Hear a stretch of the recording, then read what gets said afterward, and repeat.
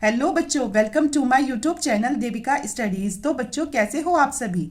मैं आशा करती हूँ कि आप सभी बहुत अच्छे होंगे और बहुत बेहतरीन तरीके से अपने बोर्ड एग्ज़ाम की तैयारी कर रहे होंगे।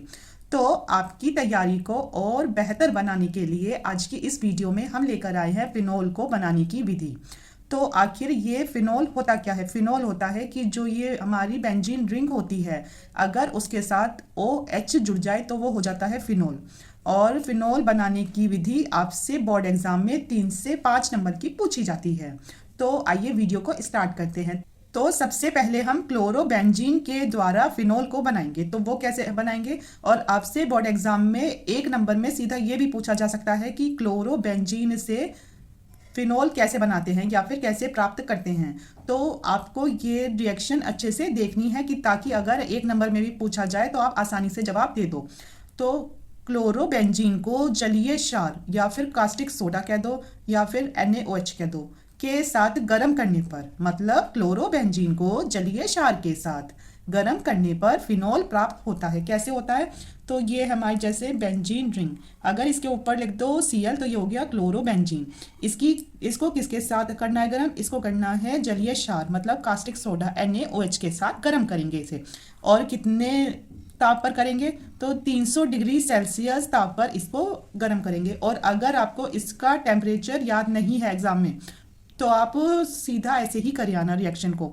तो क्या बनेगा, तो इससे फिर हमारा बनता है फिनोल। फिनोल क्या होता है, जो इसके ऊपर अगर OH आ जाए प्लस, देखो इसमें से OH तो आ गया इधर, तो अब क्या बचता है NaCl, तो यहाँ आ जाएगा NaCl। और हाँ, एक और बात ध्यान रखना कि आप बोर्ड एग्जाम में जब ये रिएक्शन लिखोगे तो इनके नीचे इनके नाम जरूर लिख देना। इससे एग्जामिनर को पता चल जाएगा कि हाँ, आपको इनके नाम भी पता है। और ये क्या है, तो ये है क्लोरोबेंजीन। अब इसकी दूसरी विधि है हमारी, दूसरी विधि क्या है, दूसरी हमारी बेंजीन डाई एजोनियम क्लोराइड द्वारा। किसके द्वारा, बेंजीन डाई एजोनियम क्लोराइड द्वारा।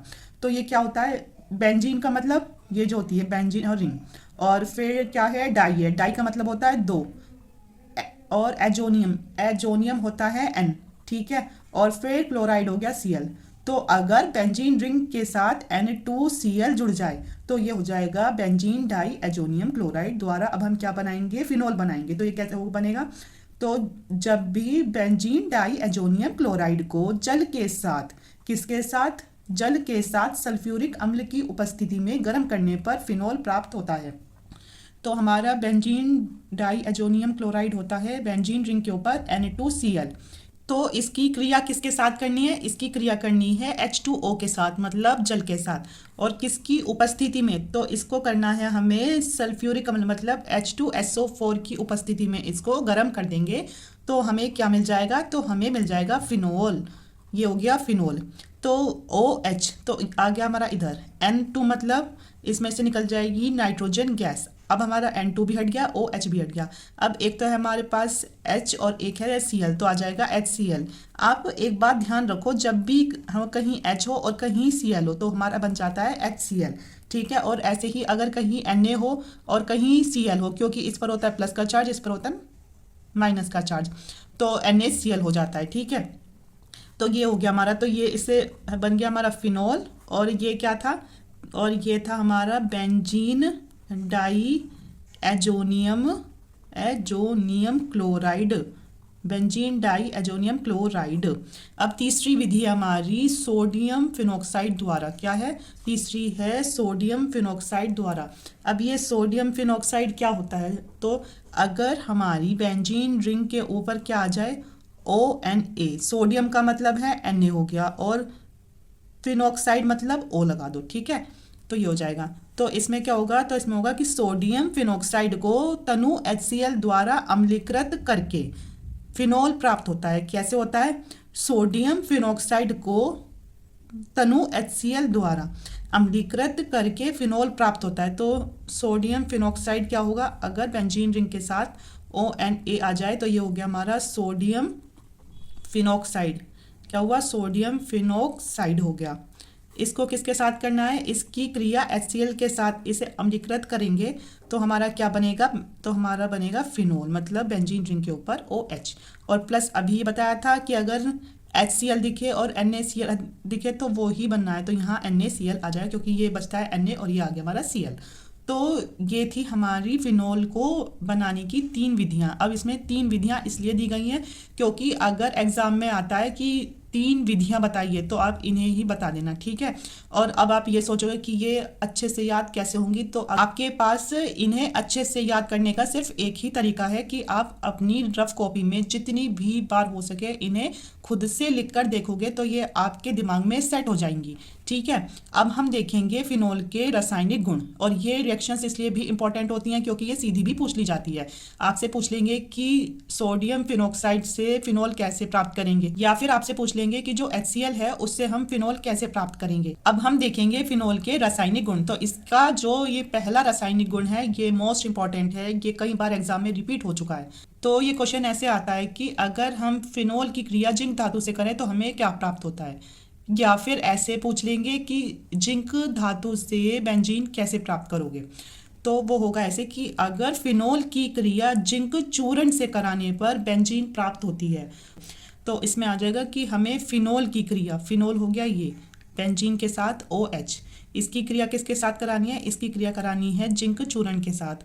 इसे अगर गर्म करेंगे तो हमें क्या मिलेगा, तो हमें मिलती है बेंजीन रिंग। जब बेंजीन रिंग मिलेगी तो ये H तो इसी का, ये H तो इसके ऊपर ही आएगा ऐसे ही, और तो हमारा क्या होता है ZNO, मतलब जिंक ऑक्साइड निकल जाता है। हमारा बनता है इसमें क्या, हमारा इसमें बनता है बेंजीन और जिंक ऑक्साइड निकल जाता है, ठीक है। तो ये आगे बेंजीन प्राप्त होता है किससे क्रिया कराने पर, फिनोल और जिंक चूर्ण से क्रिया कराने पर। अब दूसरी अभिक्रिया है हमारी कि अमोनिया से क्रिया, ये भी इंपॉर्टेंट है। तो अमोनिया से क्रिया क्या होगा कि निर्जल जिंक क्लोराइड, क्या निर्जल जिंक क्लोराइड की उपस्थिति में अमोनिया की क्रिया फिनोल से कराने पर एमीन प्राप्त होता है। एमीन होता है कि अगर बेंजीन रिंग के ऊपर क्या आ जाए, NH2 आ जाए तो हो जाएगा एमीन। तो अब हम इसी कराएंगे कि फिनोल की क्रिया, फिनोल हो गया ये, इसकी क्रिया NH3 से कराने पर किसकी उपस्थिति में करा रहे हैं, निर्जल जिंक क्लोराइड मतलब ZnCl2 की उपस्थिति में करा रहे हैं। तो हमें क्या मिलता है, हमें मिलता है एमीन, NH2 एमीन मिलता है। और फिर बाहर क्या निकल जाता है, H2O जल, क्योंकि NH2 तो आ गया इधर, तो एक H ये रहा, एक H ये रहा और एक O ये रहा, मतलब 2H और एक O ये आ गया। अब तीसरा है हमारा फास्फोरस पेंटाक्लोराइड से क्रिया, क्या है, फास्फोरस पेंटाक्लोराइड से क्रिया। तो इसमें आएगा कि फिनोल की PCl5 से क्रिया कराने पर क्लोरोबेंजीन प्राप्त होता है। आपसे सीधा पूछा जा सकता है कि फिनोल की क्रिया अगर PCl5 से कराएं तो हमें क्या मिलेगा।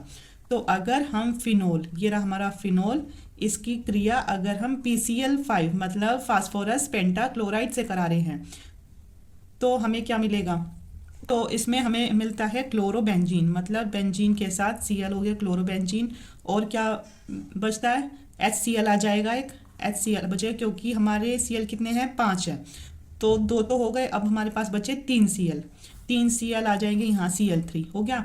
अब बचा है P और O, तो आ जाएगा POCl3। आप इनका नाम भी ज़रूर लिखना। तो ये हमारा है क्लोरोबेंजीन, क्या है, तो ये है हमारा क्लोरोबेंजीन, और ये हमारा फिनोल, और ये है हमारा फास्फोरस पेंटाक्लोराइड, ठीक है। अब अगली अभिक्रिया है हमारी सांद्र नाइट्रिक अम्ल से क्रिया, क्या है, तो अगली अभिक्रिया है हमारी सांद्र नाइट्रिक अम्ल से क्रिया। तो आपसे एग्जाम में पूछा जाएगा कि पिक्रिक अम्ल कैसे प्राप्त करोगे, ऐसे भी पूछा जा सकता है। तो या फिर पूछ लेंगे कि फिनोल से पिक्रिक अम्ल कैसे प्राप्त करोगे। तो इसमें हम लिखेंगे कि फिनोल की नाइट्रिक अम्ल मतलब HNO3 से क्रिया कराने पर पिक्रिक अम्ल प्राप्त होता है। फिनोल है ये, फिनोल आ गया ये।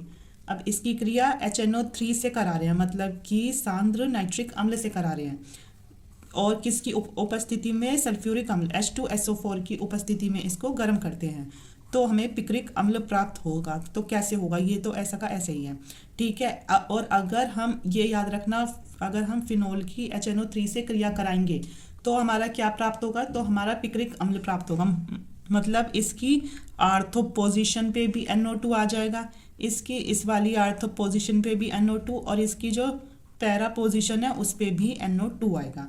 तो इसे कहते हैं पिक्रिक अम्ल, ये होता है पिक्रिक अम्ल, ठीक है। इसमें 3 तो होते हैं NO2 और एक होता है OH। तो इसकी नंबरिंग होती है 1 और 2। तो पहले कितने पे है, 2 पे, फिर 3 और 4, फिर है 4 पे, और फिर है 5 और 6, तो आ गया 6 पे। तो लिखेंगे हम यहाँ 246 ट्राई नाइट्रोफिनोल।